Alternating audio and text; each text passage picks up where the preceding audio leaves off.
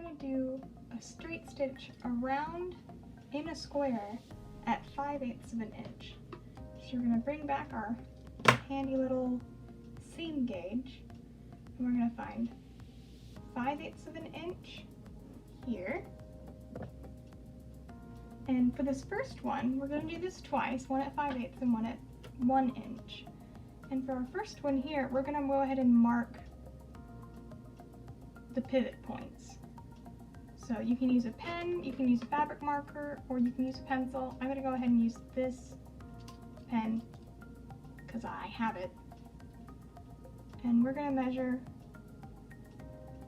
5/8 of an inch. So we got 1, 2, 3, 4, 5. And I'm going to make a dot right there. And then I'm going to do the same thing and measure it from this side.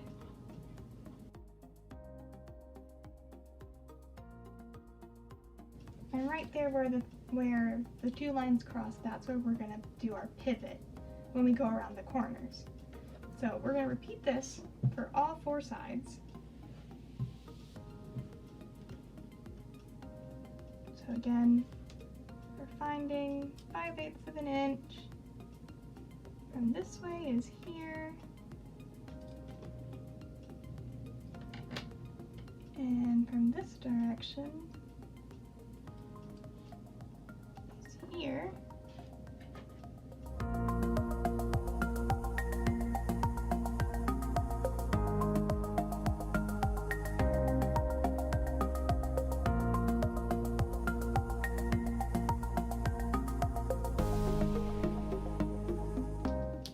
There we go.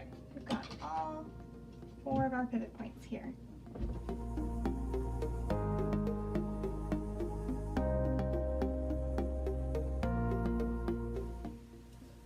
So now that we've got our pivot points marked here on all 4 corners,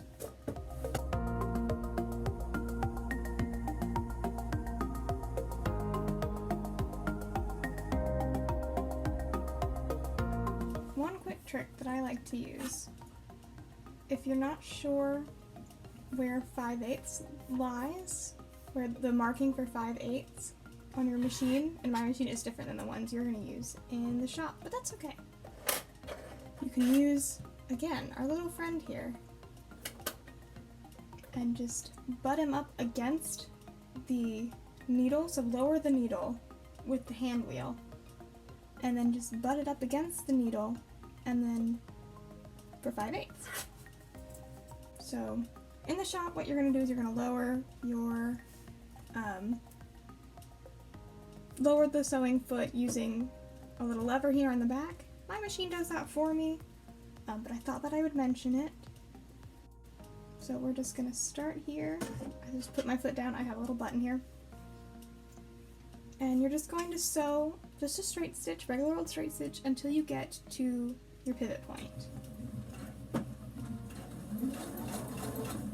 And don't forget to back stitch, which is on my machine is a button. On the machines at the shop, there is a little lever over here, and you just pull the lever up and it goes. But whatever you need to do to make it go backwards is what we do to back stitch.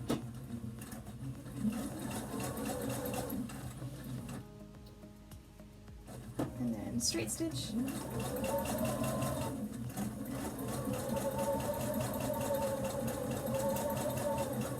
Okay, so once you hit the cross, once you hit the center of the first cross, what you're going to do is you're going to put in a back stitch. And we do that so that the corners are reinforced. So if you're sewing something with corners, we want to make sure that those corners are strong and that they're not going to come apart, because that's the last thing we want to happen. Okay, so we did a back stitch, and sometimes you can stop and start and you can use the hand wheel to make sure that you're at the right spot, and then you're going to leave your needle in the fabric. You're not going to pull the needle up with the hand wheel, and you will lift up your presser foot here and we will rotate. You'll rotate so that the fabric will then continue on this way, and you'll have turned your first corner. So put your presser foot back down. Sew for a little bit here. Again, we're making sure we backstitch at every corner.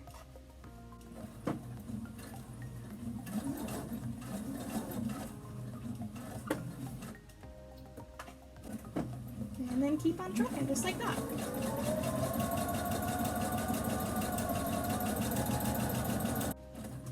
So, I'll do a walkthrough of it again here, a little bit of, well, talk through here. So when you get close, you can use the hand wheel, you can just guesstimate. And you're right in the center of the thing. Okay. And we're gonna go backwards, we're gonna backstitch.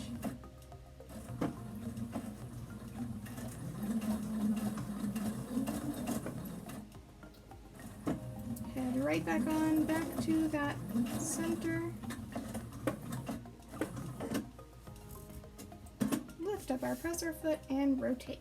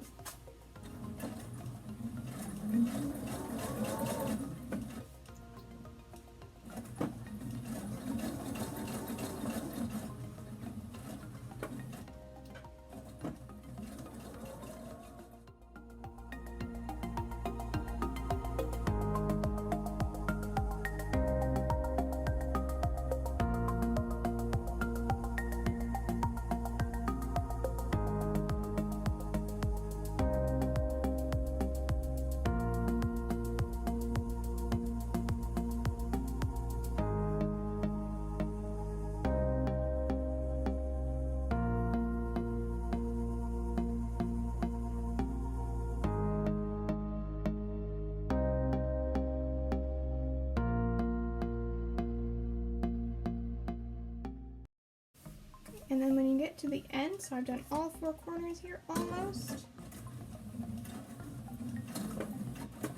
do your final corner, final back stitch, and then just head on down to where you started, right down to where your stitch began, and then just do a little back stitch to secure this end of the thread.